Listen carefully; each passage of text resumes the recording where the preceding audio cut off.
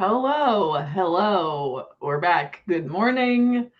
Good morning. I am in a silly, goofy mood, and I made Christine put on a beanie to match me. So that's forced her into it. I said we're not going live. Find a beanie. We're literally just in a twinsies mode. That's what we're Yeah. doing. Yes, I will hold you hostage until you put a hat on. Hello. Welcome to book club, book disco, a little more party, a little more funky than your normal everyday book club, if you will. And this was our September book, Monsters We Defy by Miss Leslye Penelope. And it just took us this long. One, me, I finished the last couple chapters like this morning, and two, trying to find a time when our little schedules will overlap. And now here we are. Welcome to the party.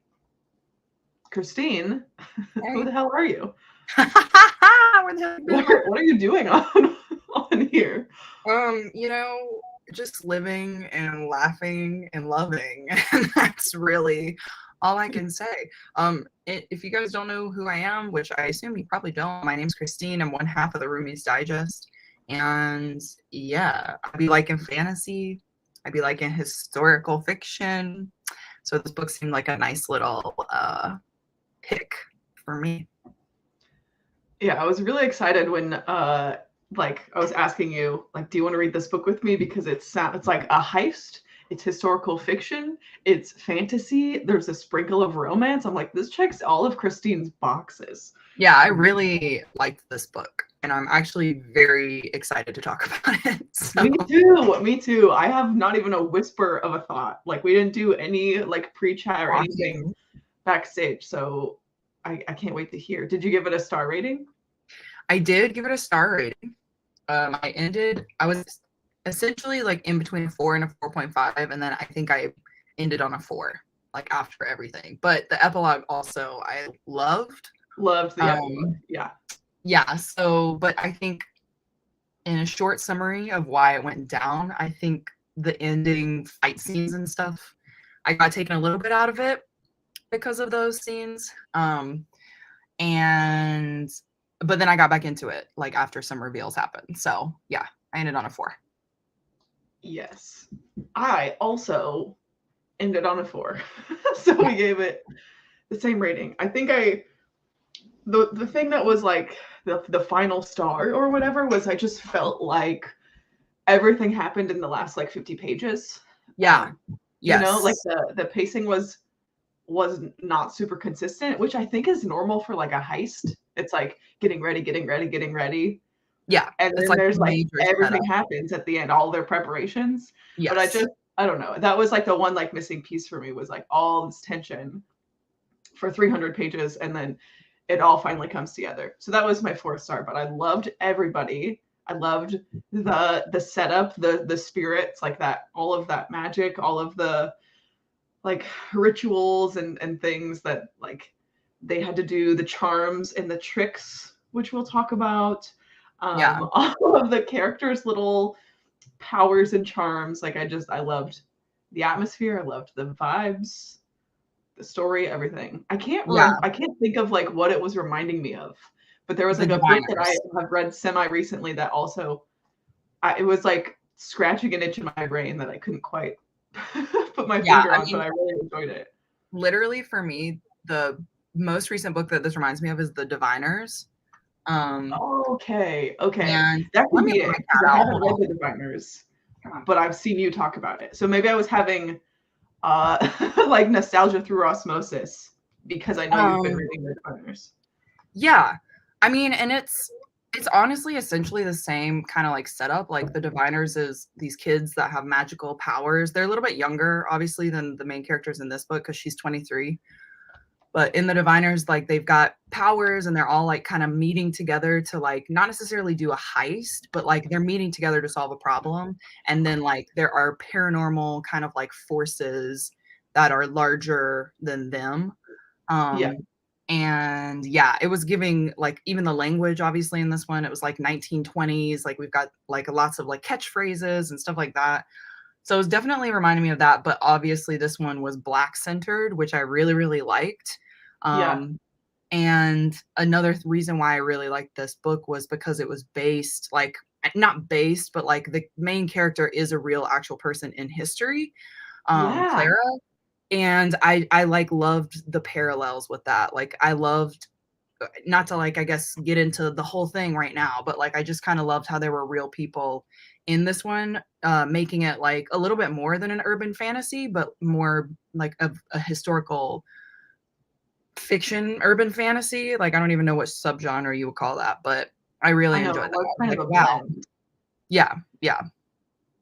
Yeah, I So loved that too. The way that the author, I mean, there's a great author's note at the end too, being like, here's the person that she was inspired from, and here's what happened, and here's also mhm, kind of the liberties that I took in this like fictional work, but also here's a bunch of references, for like future reading. I right, thought that was like a really nice way to be like, I wrote a book about a real person, but obviously it's fiction, but here's where you can go and learn more about the real facts. But I really right. like that element of it being like urban fantasy and historical, about like a real figure, was such a cool little mixy mix. I I agree. thought that was like, and it added so much heart and richness to the story. Like you could just tell a lot of times with historical fiction, you could just tell how deeply researched it is. And I Mhm, loved that it was like deeply researched historical fiction and fantasy. Like that just right. made the fantasy feel even even more clear, I think, and even more intense in some ways, where they would have these visions or experiences. Or Clara, how did she say it? Like she would use her sight or peek behind the veil, and it would just be, there would Mhm. just be like spirits appearing to her. And the way that it was described was just like, oh, yep, that's just Clara. Like she just sees the spirits. That's just how she does. Doing her thing, doing Yeah. her thing. Yeah, I think the beginning of the book, is like really what kind of hooked me, I guess, because I mean, like I'm a character-based reader, so like we get that inside scoop on Clara immediately, like how she was born and kind of like how she got these like powers, but also like in the first couple of chapters, she's using like her, I always want to say trick or treat, but Yeah. she's You know, using I kept her, thinking that too. yeah, yeah. She's using her like gift, quote unquote, to like help somebody, but then it turns out like what the actual um like trick of her powers are. And that kind of like got me hooked because I was like, oh, she's got these abilities, but like she doesn't want to use them because ultimately it Yeah. like hurts people. So that, made me think like, okay, so how is she going to either like get rid of it or like use it throughout the book or like whatever. So I thought that was like a really strong start to the story. I agree. And I guess we could give a little summary about the book too. I just was so excited. I just jumped right in. But something along those lines too that I loved was like in the beginning of the book, every couple of chapters, we get like I wouldn't even call that a trope. It's just like a way to introduce each of our main characters. And it's like, so and so was born on this day in this place to this parent, and this is what the weather was like on their birthday.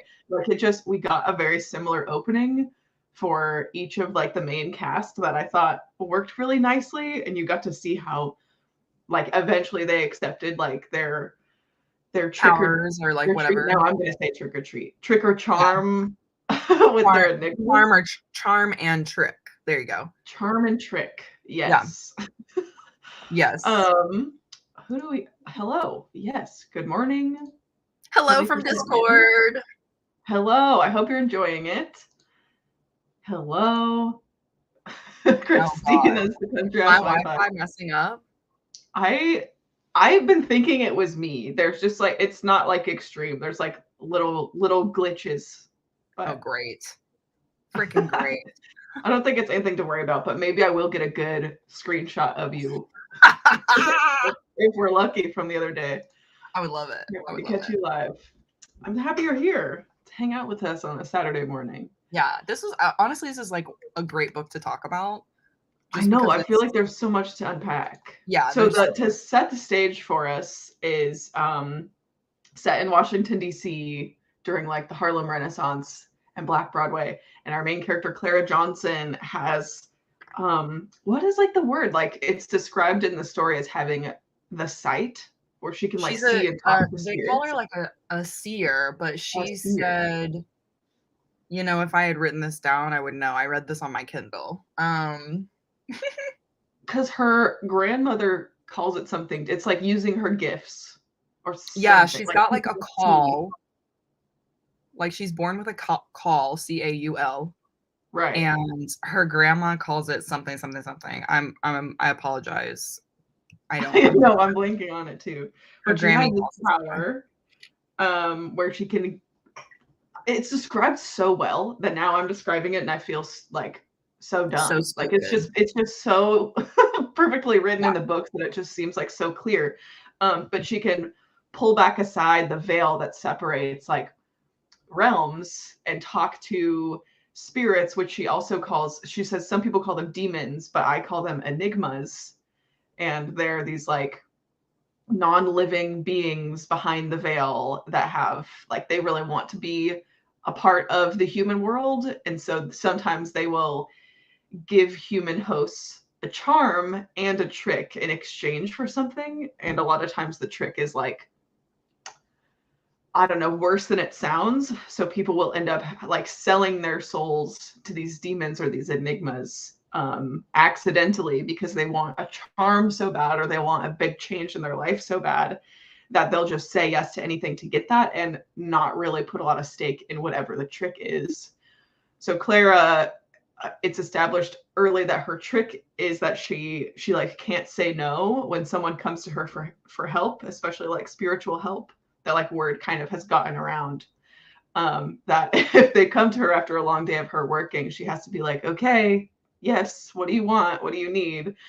But it's not shared until much later in the book what her charm actually is, which was really a fun way to do that. Because a lot of times I feel like you read a book like this and you always know the benefits of the magic and you don't find the consequence of the magic until much later on. So I thought that was a nice twist on that trope too.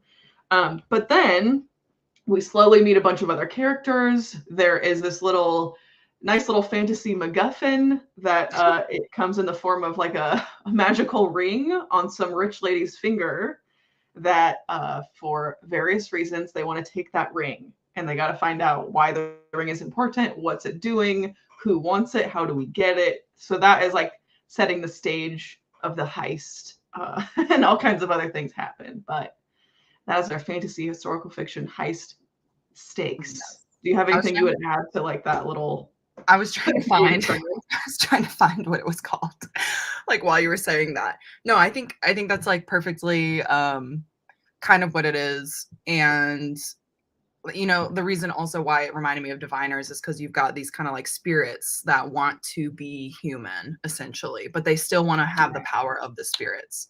And I love this kind of like, I don't know if it's a trope, but like I love this like way that like paranormal books are sometimes written where the ghosts can like be good, they can be bad, but it's really just like humans who kind of like sometimes make them good or bad because it's like the human experience, and it's always the ghosts or spirits. I should say spirits, but the spirits are always trying to kind of like be more human in a way. But also at the same time, like throughout the book, you can tell that like spirits kind of look down on humans a lot. Yeah, that was really funny too. Yeah, and I think that's so funny because obviously Clara's in contact. She can see ghosts like from the beginning before she even gets the charm from her like enigma. She can see ghosts her whole entire life. And I thought this book was so well written because the way like good writing goes is you kind of have these little sprinkles in the beginning of like, you know, Clara's got this charm, but like why did she get the charm, you know? And then the story of how she got it comes out later on. And I always think that's like really great writing because you're not necessarily like throwing everything at the reader at once. Like you're giving them a chance to kind of like figure it out and experience it. And I thought that this story was written really well in that way. But yeah, that is the summary of the book. Great, perfect. Honestly, I totally agree. I think that the little breadcrumbs of like Clara's backstory was like perfectly done. Yeah, and I think honestly, like it would have been a little bit better, like as far as pacing, like we mentioned before. Like I think a well-rounded book like this, when it has like a heist, the issue becomes like you do so much planning, right? And the reader's just like, let's get to it. You know what I mean? Yeah. And she did have these moments where like, the characters would go and do things in between the heist planning. So like, going Totally. into the graveyard and like digging up the stuff with Aristotle, and then having these kind of like side characters that have like love in their lives and like, funny kind of like back and forth between them. Like I think the characters were really, really well written in this one. But I Agreed. think Yeah. what would have elevated it past a 4 for me is like giving those characters a little more leeway to kind of like, because they were hilarious. Like I was laughing during this book, but Yeah. like giving them a little more leeway to kind of like do their thing. You know what I mean? Like, I don't know how to Mhm. really explain it because I'm not a writer, but that's how I think. That's how I think I would have stayed interested. And it makes me think of books like Six of Crows because you do have a heist going on throughout that book, but also during the heist, like you're learning about all the characters, you're learning about the world. Like everybody's got like this very unique personality. And I Yeah. think these characters in this book did have personalities. I just don't think that she really gave them like free reign to be themselves. You know what I mean? I get what you're saying. And I think it's interesting that you brought up Six of Crows because one, I think that's like the quintessential, like when I say like heist book, I feel Yeah. like that's where people's brain goes is to Six of Yes. Crows, Crooked Kingdom.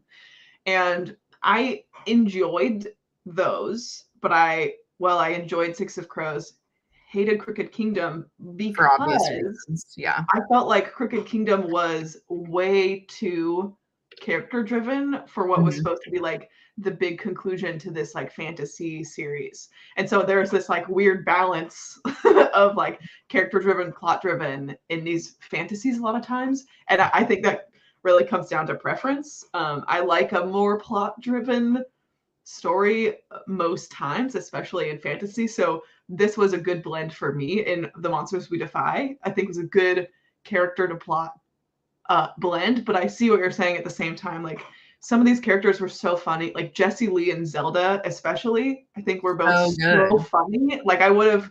There was that one scene where Jessie Lee was like impersonating giving a sermon and they were all just like cracking up. Like I was cracking up. Yeah. That Very was one of the funny. best scenes. And I just like you're saying, I could have done with more of A like little, letting just like them a just do their little bit thing. more.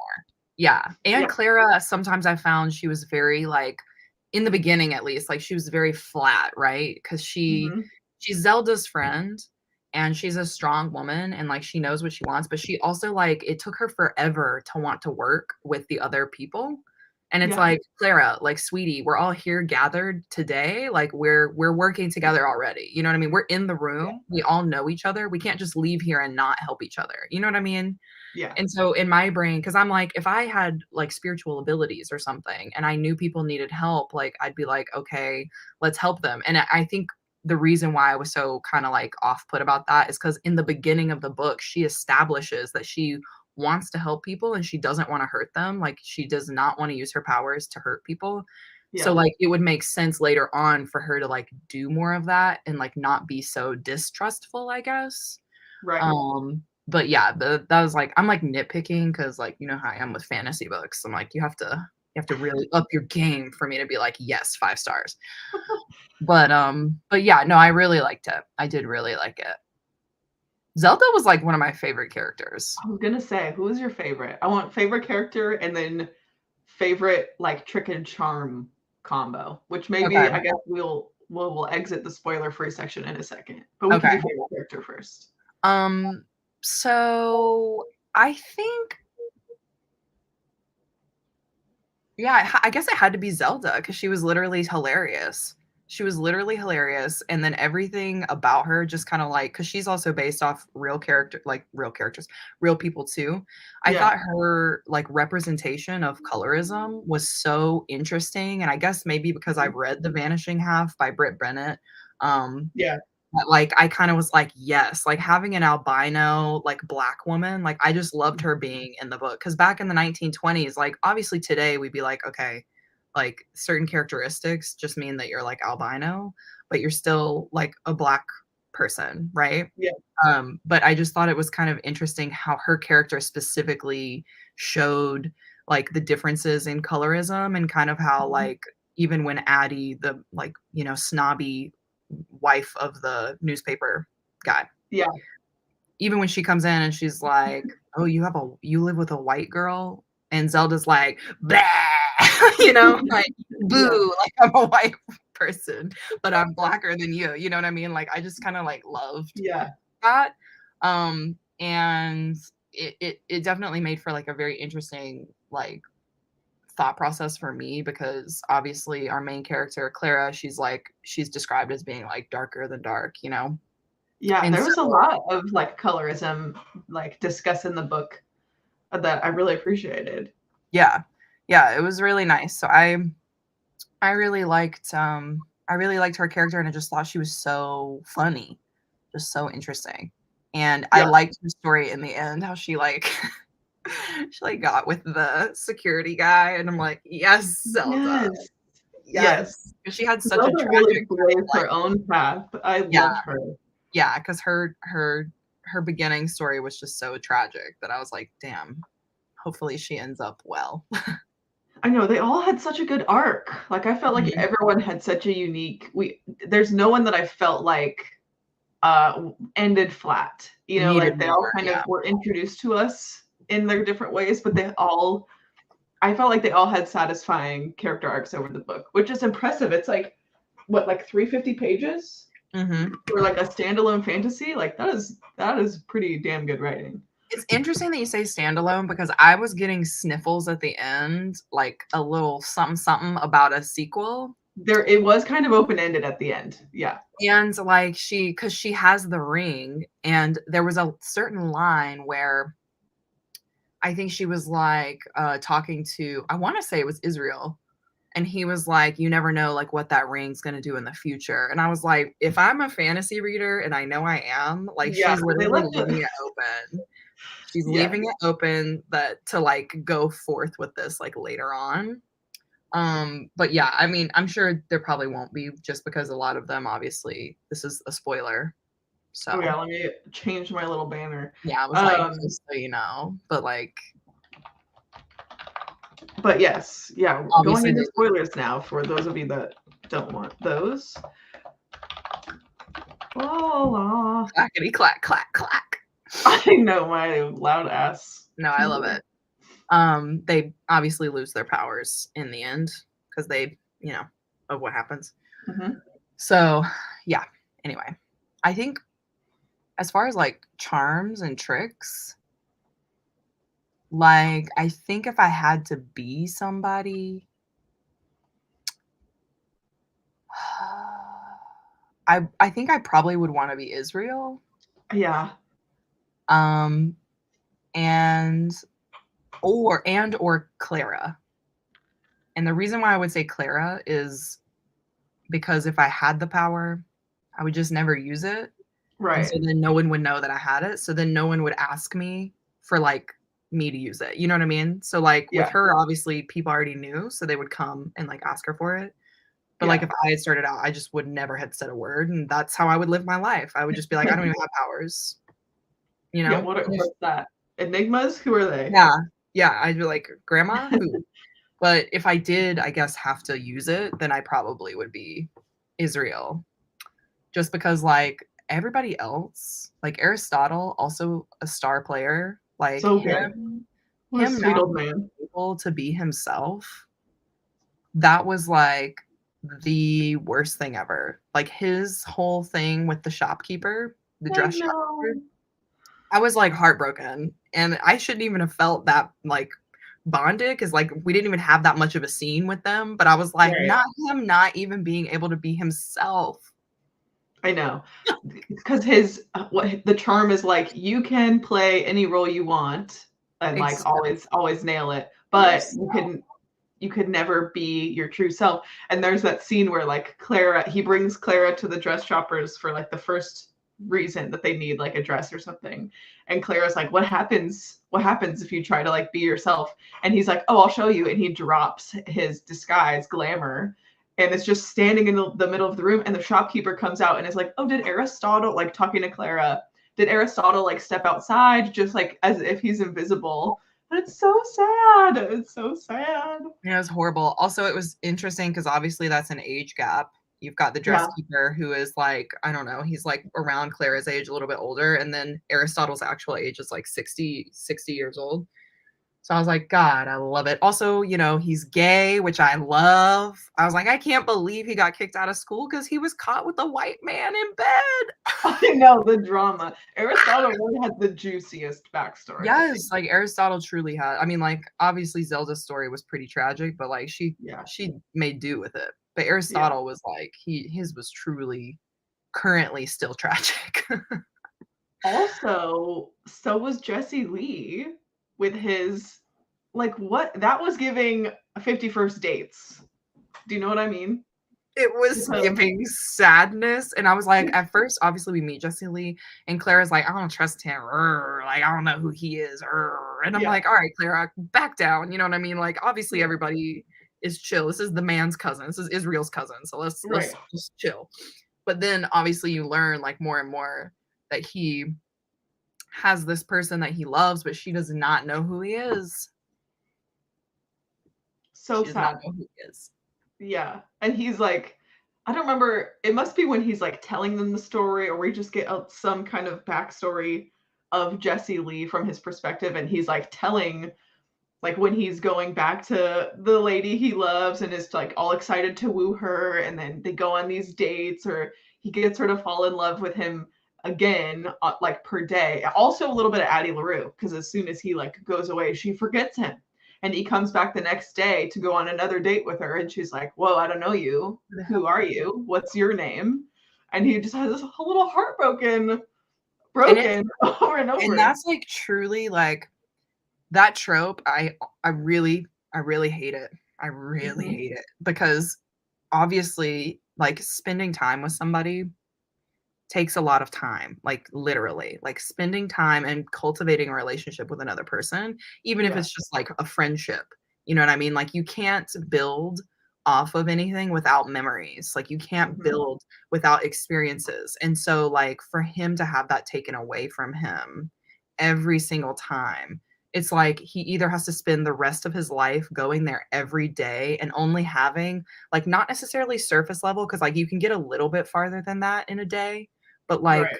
once, you know what I mean? Like once Yeah. you're never going to be Start able to get over every married. day. Yeah. Yeah, like in the 1920s, like you're not going to have a one night stand, you know what I mean? Like you're not going to Right. stay with her forever. So like it Yeah. just would all be completely wiped, and I can't even imagine like the emotional kind of like toll that took on him. And Yeah. it really rounded out his character. I was like, okay, so obviously this is why he's a little like snarky. This is why he's a little like jaded. This is why he's a little like, Yeah. you know, like throw my hands up in the air. Right. Well, I'm and like, like all he right, Jesse. covers everything with his sense of humor, which is like, Yes. because he's had his heart broken 100 times, he's like, well, I just won't let anything get to me, and Right. everything's a joke, so nothing is serious. And it's like, oh, Jesse Lee. The biggest jokesters are always the ones who need the most love. And that's the Yeah. truth. Yeah. I think his epilogue was my favorite. I got a little watery eyed. It was so 100%. good. 100%. The epilogue, that's why I said, I was like, the epilogue truly, it didn't like, I'm not going to say save the book because it didn't need saving. Like it was already a 4, but like the epilogue Yeah. definitely made it better because I was like, all right. Yeah. Sometimes epilogues are just, you're rounding out about Clara, right? And I'm like, sister, Right. I already know about Clara. She's with the love of her life. They're good. But like, I need to know about these side characters that I care about. So there you go. Yes. Yes. I loved their little reunion. I loved it so much. Nice segue though to Clara and Israel. How do we feel about our main romance? I was like, as soon as he walked in through the door, we knew he was the one. Oh, we knew. Yeah. He literally called her a lioness, and I was like, all right, he's a king. Oh, because the first time they met, he's like restraining Clara from fighting this bitch. She's like about to throw punches. He's like, whoa, I'm gonna like hold you back. Yes, and it's so crazy. This is also going back to the colorism part, because Addie's like, these backwater bitches, they really don't know how to act. And that also goes back to like the language of the time, because she says something like it cracked me up. She says something like smoky ass bitch or something like smoky dusty. That's what she said. She said dusty bottom, biddy or something, because obviously they're Something, not gonna yeah. say bad words. But I was like, not dusty bottom, not dusty bottom. That's ridiculous. But then of course, Clara wants to fight. And Israel's like, yeah, it's nice that, Addie, you look like you're put together, but I can see through you. I can see who you really are. And I'd rather be with this girl who can hold her own and fight. So I liked it. Yeah. And I liked getting to see the way that people treat Israel because of his trick through Clara's eyes. Mm-hmm. Because at first, it's like being introduced to Israel's character is like, wow, like what a star. Everyone loves this guy. He's like such a celebrity, such a musician.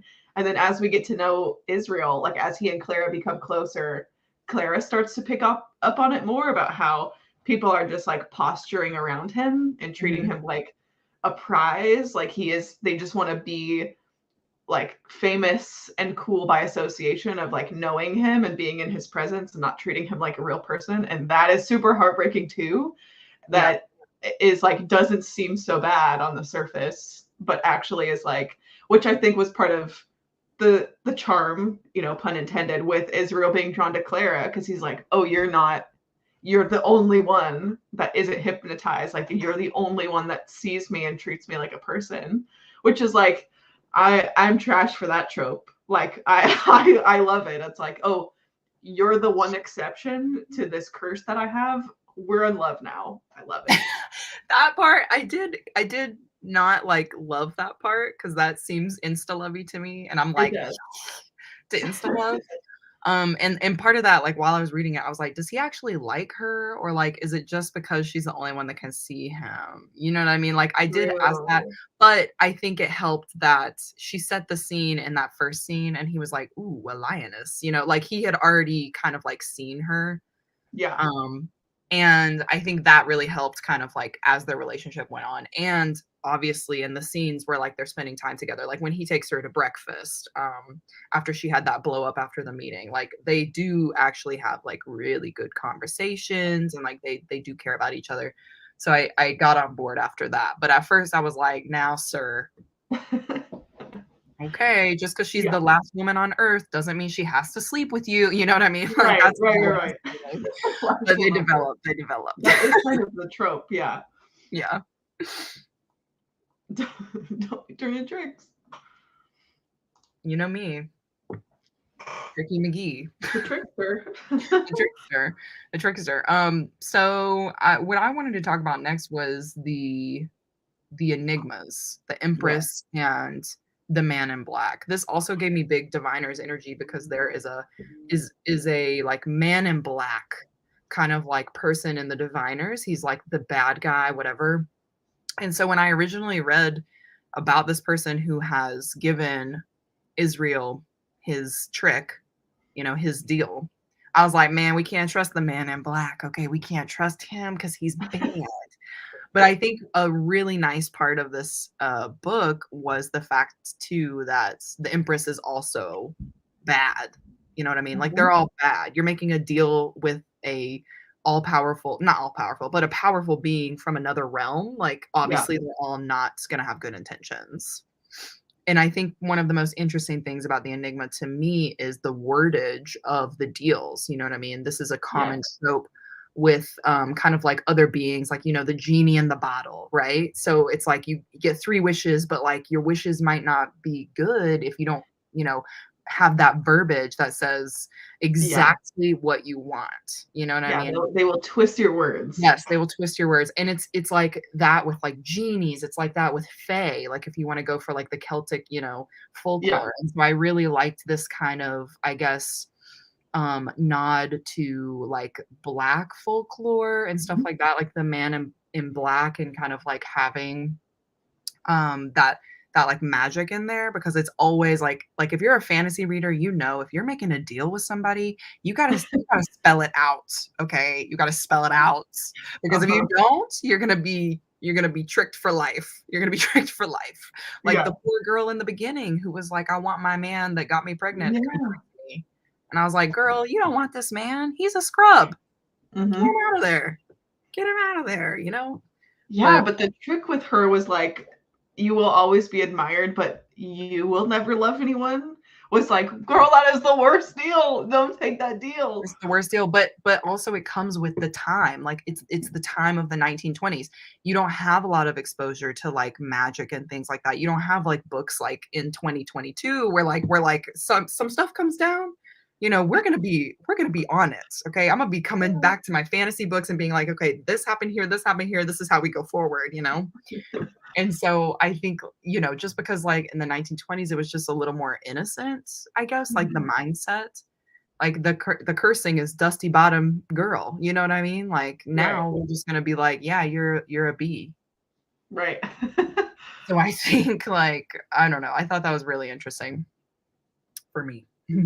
Yeah, I mean, it's established like, well, I think Clara talks about how when she's kind of explaining to the reader, like, oh, this is how it works with enigmas. Like they can't lie, but sometimes they will intentionally like word things a certain way. And then later on in, I don't remember if it's when she's talking to the man in black or one of her conversations with the Empress, but she says something like, how do you know they're telling the truth? Or maybe it was when she was talking to the man in black, because It's when they were visited talking about her. the Empress, because the man in black appears to her and is like, you know, you can't trust the Empress. And Clara is like, yeah, how do I know I can trust you? And the man in black is like, there are many ways to tell the truth, which was like, what a line. What a line. And is such a cool way to frame like the ways that the enigmas operate, because like they know they can't lie, but they can twist and manipulate certain truths to get to their own little agendas, which I thought was just such a nice way to do it. It's like such a thing in fantasy where I think Brandon Sanderson like popularized this in his famous like fantasy writing lectures, but it's a rule in fantasy writing where all the magic has to have consequences, which are almost like more interesting than the magic itself. It's like the cost or the restrictions of using that magic. So for it to be so explicitly laid out of like all the characters that have powers also have consequences to using those powers, and the people that grant the powers have things that make it difficult for them to do their blessings and their gifts and their agendas too. I thought that was the most interesting part of the magic, was like the restrictions and like negatives that came with it. That, and also the fact that like the magic system in this was so interesting because you have the enigmas laying, like the enigmas can essentially twist the magic, right? But they aren't necessarily the actual magic, right? And that is shown like explicitly when, you know, she gets the ring in the end and she has it in her hands and she's like talking to Israel and she's like, you're free now. And he's like, what do you mean? Like the man in black didn't have my ring. And she like opens up her palm and she's like, he didn't say how long he had to have it. And I was like, that is on twisting words, girl. You are a lawyer. And then later on at the end, her friend was like, you know what? You'd be a really good lawyer. And I was like, I can't believe this. I can't believe it. This is happening. It's happening. So anyway, I was like, yes, sweetie, you go and get that law degree and you go and do your thing because you know how to twist the truth. You know how to twist the words to be in your favor. And I thought that was just really great because it's like, it's the same thing that we kind of been saying. Like magic is this, it's not necessarily good and it's not necessarily evil, right? But there are consequences and there are scales almost. And so you have to know how to give and take with it. And that, I mean, I think that's what makes a strong magic system in books. It's always when there are rules, like it can't just be willy-nilly making wishes and then having things happen, because then you're like, all right, it's basically like an insta love story. Like, why would I be invested in this romance if y'all just kind of have met, you love each other, the end, you know? Like, why would I be invested in a magic system if like you can do whatever you want and there are whatever, right? Yeah. And that's what gets us as the readers invested, I think. So it was I think it's even, which we haven't even talked about her grandmother, Mama Octavia, who's like a little ghost that appears and watches over Clara. Loved that character also. What a sassy little grandma. She was so good. But she tells Clara, maybe even in like flashbacks of growing up and like teaching Clara how to use her gifts, is saying like nothing comes without a cost. Like there's always a cost to using your gifts, even just your gifts, like even before she'd had like a trick and charm. Sorry, the light is streaming in the window right now, like very weird lighting. But Mama Octavia is always like, there's going to be a cost. There's going to be a cost. That is so ingrained in Clara in her adult life that she like doesn't want to use her gift at all. And she feels that over the course of the book, every time she peeks behind the veil, she keeps saying, I never do this often. Like I can feel myself becoming more and more vulnerable. Like you never know what's going to slip out of the veil behind you. So she's like opening herself up for more and more risk every time she does that. And then eventually we get what she calls the grays that follow her out from behind the veil, that like give her the chills and the goosebumps. And they're like, she describes them as not black or white. They're not like normal enigmas. They're just spirits that can kind of do as they please and are just like spirits of chaos, basically. And she's so terrified of them because she was trained to be terrified of them and to cast them out. And that was a really interesting like plot unfolding also that had such a good twist later on. I was about to say, I love it. And it goes back to the whole like magic is what you make it, essentially. Because we find out obviously later that the grays are not bad or good, right? It's whatever you put into them. And so for years and years and years, Clara has thought that the grays were the reason why her mom left her, right? Like she's like, the grays are the reason why my mom left. So inherently, like I'm scared of them. I don't know what they can do and they're evil. And I think like that's really interesting because I want to say it's her grandmother that is like, why do you think the grays are evil? Or like, you know, why are you scared of them? Like they are what you make it. So if you put something else into them, they can actually like help you. Like that's your power. And it's not a trick. It's not a charm. This is what you were born with, right? You were born to wield this like magic. You were born to kind of like be better and greater than you are right now. And so I just thought that was cool too, because obviously in the end, like she needs help. She's getting beat up. She's getting controlled. Like she needs some help. And so the grays end up essentially like, because she changes her perspective and has like that growth as a character, they end up being her greatest weapon, her greatest success. You know? So I thought that was cool too. No, the grays was such a cool element because we get a little prequel of how the grays might be helpful, even though she's terrified of them. When she's at the prison, she like goes with Israel and Jesse Lee, I think, to the prison or something, and encounters the ghost of the policeman that she shot, who like perpetually haunts her and is just always kind of lingering and is this like threatening presence that she never really knows how to deal with. And she has this like panic around like the policeman ghost who's just being super threatening. And she just says, she like senses the gray's presence, and in her panic is like, stay away, like stay back. And she feels like the grays somehow like push him back and create this boundary. And she kind of in the moment is like, huh, that's weird. That's never happened before. Yeah. And then later on, just like kind of just like, okay, that was weird. And then later on it's like, wait a second. Things. Yeah, I'm glad that you brought up the policeman, because I think we should definitely talk about that before the end of the live. But like that, so Clara in real life, 1919, right? She's a real person who killed a white policeman, right? And it was in self-defense. It was in a very like, she described in the book exactly what happened in real life. Yeah. But like imagine 100 years ago this happened, right? And it's so eerily similar to the Breonna Taylor, not abduction, what am I saying? Like intrusion, like when they went into Breonna Taylor's house and just like shot up everything. Yeah. It's so eerily similar. Like I remember reading this part in the book and being like, did she base this off of Breonna Taylor? And only like later on when I like read up on the actual person, Clara, I was like, I cannot believe this happened 100 years ago, where like the police burst into her apartment. And obviously in real time, it's like Clara and her father, and they hide under their bed. And the reason why the white officer gets killed is because she's in self-defense. Like her father has said to her, if a white man ever comes around with like this look on his face that he's like ready to cause chaos, just Yeah. shoot him and ask questions later. And I'm Right. like, this is so important, I feel, because they're in America, there are so many people who are like, yeah, if somebody comes in my house, I'm blowing their head off. They're trespassing, blah, blah, blah, blah, blah. Right. But like, we can't necessarily do that with cops because cops get free reign. There's like Mhm. there's no one that's gonna reel them in, right? And so now in 2022, obviously after what happened with Breonna Taylor, we have more like more people talking about it and more of like the people are deciding, like the people are the ones who are holding cops accountable and like holding our representatives accountable.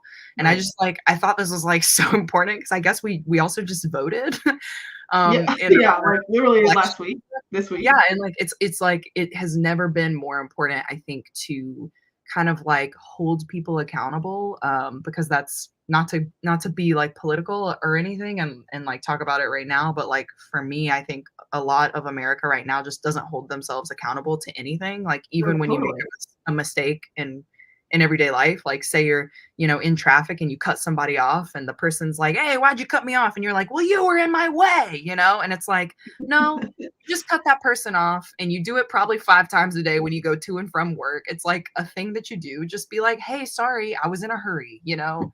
Right. My bad. But like it's so hard for people to just kind of admit that they made a mistake or like it's their fault, you know? Mhm. And I think that's like the core of of the issues in a lot of what's going on in America.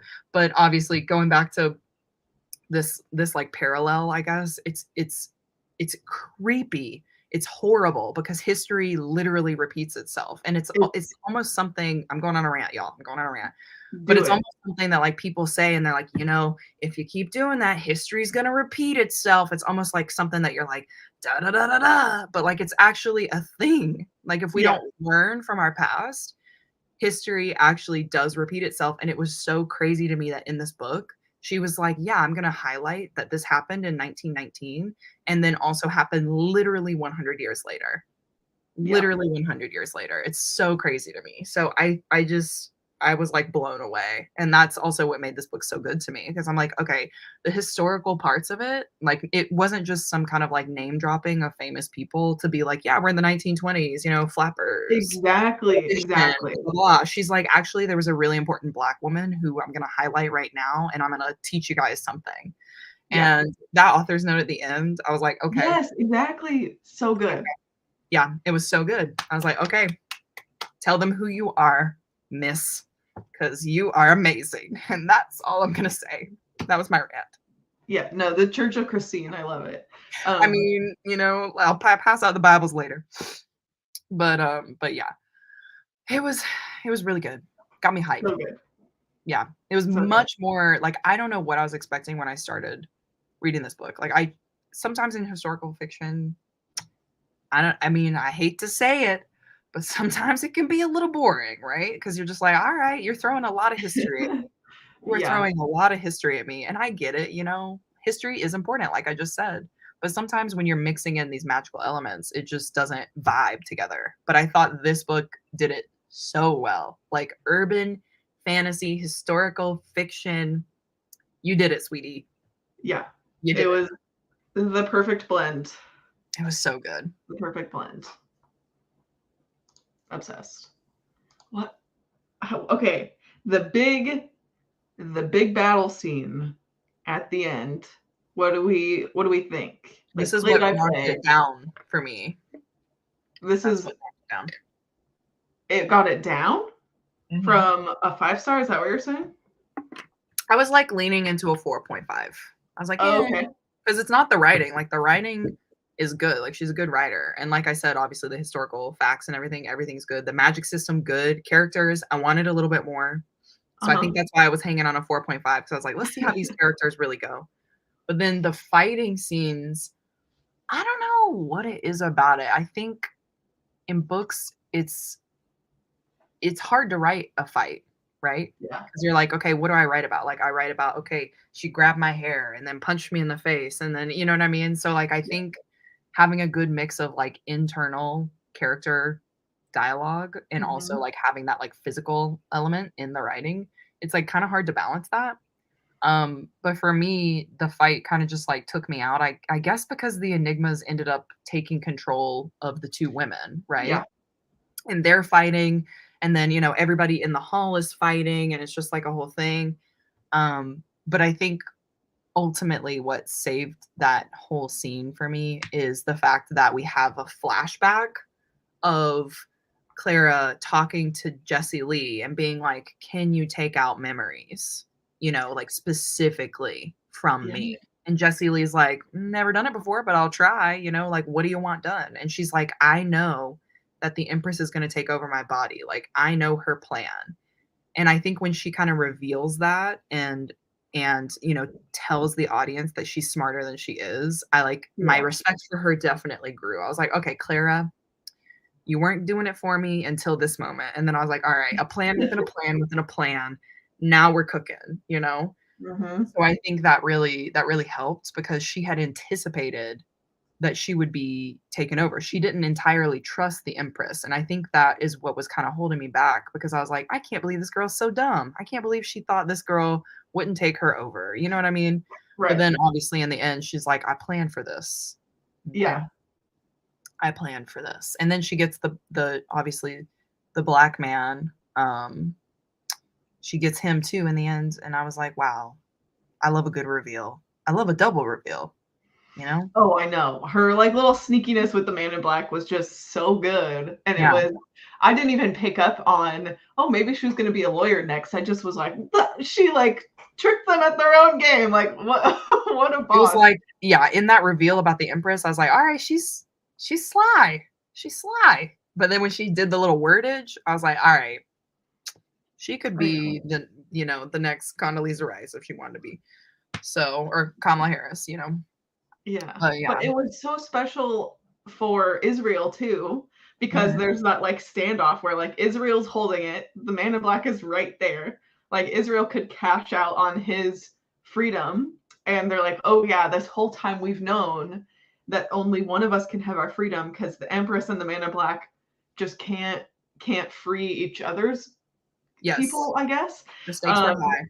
so there's this like long moment where they're staring at each other, and Clara even thinks like it's okay, like probably because you know they care for each other. She's like, I want like him to have his freedom. Like this is we always knew it would come to this, and then he throws it to her instead, and it's just like, ah. And then he ends up getting his freedom. Like that, just I loved that reveal and the way that Yes.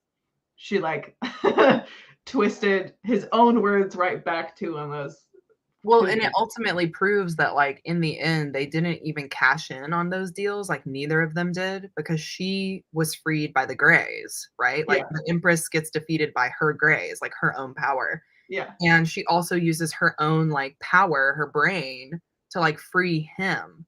So, Mhm. I think that made it that much stronger, that conclusion, because they weren't like, "Yeah, we cashed in on our deal, you know, so, like, let's get freed," you know?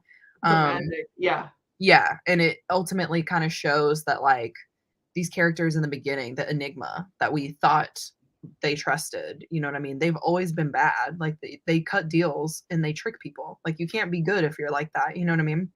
But it yeah, shows that, like, in the end, they weren't controlled by those people or those spirits, you know? So, that was good. yeah. I It mean, I definitely even hit. thought it was like loosely foreshadowed or teased over the course of the book of Clara's charm of like, oh, I'll never use it again. I'll never use it again. Which to me is like, this isn't my first rodeo. That means she's gonna use it Yes. again. And I was glad that, like you're saying, she solved the problem with her own smarts and her own other tools and powers without having to cash in on this charm slash curse that she hates so much and Mhm. would hardly be able to live with herself if she used it again. And I was worried that was going to happen. It's like, oh, it's all come down to using my damn charm that I don't want to use. And then she didn't have to do that. So I thought that was really kind of sneakily wrapped up because the way that it was sprinkled throughout the book was like, oh no, I would never ever use it, even though it could solve all our problems right now. Yes. Was I thought that was nicely dealt with. Yeah, she sticks to her morals and she knows, like, in the end, using her charm is not worth the trick that comes with it. Exactly. So I like that too. She's sticking to the rules, okay? She's I sticking to the know. rules. Wow. So Yeah, good. it was. It was so good. So good. Loved it. And was such a like fun one to discuss. Do you feel like there's anything we haven't really talked about yet? Mm, I don't think so because I mean, like I mentioned, kind of like having the historical parts in there, I think it was done really well. The just the language and kind of like the history. I liked how she would go in and she would talk about the characters' families and kind of like where they came from. I thought Yeah. one of the most interesting things is like there's a character who is like somebody's grandfather. I don't remember if it was Zelda's dad or like if it was Israel's dad or grandfather or something like that. But somebody, oh, it had to be Israel because his last name is Lee, Macon Lee.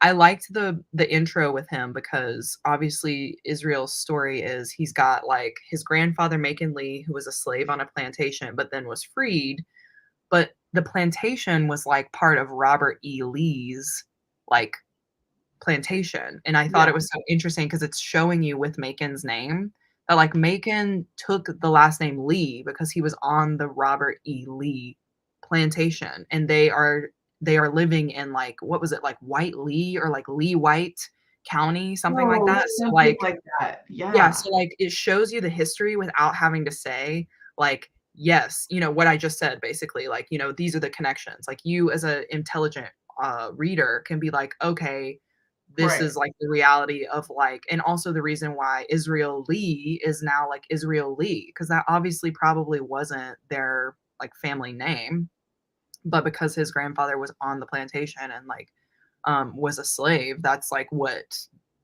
that's history, that's, like, what it was, you know what I mean? Yeah. So it shows also, like, how a lot of Black people now, like, got their names, you know what I mean? Like, where that came from, like, why, they're named the way that they're named.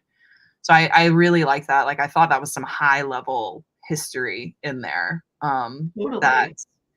that really just kinda like, if it's spelled out for me, like, I'm immediately bored, I'm, like, disinterested because 'cause I'm like, Yeah, you gotta I guess figure I'm it out just like, yourself. I can figure it out myself, so especially with stuff that has to do with the South, because I was brought up in South Carolina, so I already, like, know these things, so Mhm. I think that just kinda made me like this book even more because she's got these things about the South that, like, I can put together and, like, I know, and I really liked how she wrote the book, like, I really loved how she tied all that in. Yeah. I Um, did. It was so well written, I thought. yeah, she Especially, definitely I think it's a educated debut. I was very as well as impressed. entertained. Yeah, I was just like, "Wow, I'm so excited to see what else she writes," especially I if it's know. another, like, urban fantasy historical fiction. Like, Mhm. I think it will be so good because honestly, the magic in here was simple, she's basically just communicating with the spirit world. It's paranormal, you know? Yeah. Um, and it can only go up from here because obviously she's smart just based on all the stuff at the end of the book where she's like, "You can get these historical facts if you just go to these links or, like, these books." So, Yeah. yeah. Oh, yeah. The whole history and myth around the Ring of Makeda was Yeah. like all like the history and folklore behind the ring that they were trying to get was like also its own interesting story rooted in like actual real mythology. It was like, Yep. wow, like another layer. There's just layers and layers. Yes, I love when, magic systems are like that, not just like, "Yeah, we've got a unicorn," Right. and you're like, "Okay, cool." You know what I mean? Like, Nice what unicorn. about it though? Like, where did it come from? What's the history? You know what I mean? And that's, Yeah. I think, because like my background is like being a history nerd, so I like it when the mythology is explained or the folklore is explained and the deep roots of it kind of like come out. So it was all very good, very good. Highly recommend. Yeah. Love it. Thanks for reading it with me and discussing it with me, Thanks doing for the book inviting club me. thing. This honestly was like the perfect pick for me. It was very Christine. I'm excited that it worked out. Otherwise, I would have doubted my doubted my recommendation chops, but we did it. We did it. We did it. We did it. Wow, this was perfect. Look at that. 59 minutes. It's like we're professionals. Track. Thanks to everyone that tuned in, whether you have read the book or not, or maybe this will convince you to pick up the book if you're not put off by all the spoilers we just unpacked. As for book club, kooky laugh. Our like September pick. So I also have another book club live show next week on Wednesday for Babel with Sid from Sid Bookworm. So we're double dipping this week. I know, I'm very excited to like, are you loving it or chat all about Babel, see what the hype is about, see what Sid has to say. So that'll be happening in a few days. Otherwise, I'll see you later. See you around on the internet. Christine, do you have anything that you guys have like upcoming that you want to plug or chat about? Sure. We are streaming Lord of the Rings tomorrow morning on our Discord, the Ruby's Digest Discord. And that goes hand in hand with our Fable book club, where we read books that have been turned into movie adaptations. Monique finally finished Lord of the Rings, so we can finally watch this movie. So if you guys are interested in that, feel free to tune in tomorrow morning. It'll probably be around 10 a.m. PST, so like 1 p.m. EST. And it's going to be a fun time. Yay. Good stuff. Alrighty, I will see you later. Love you, Bob.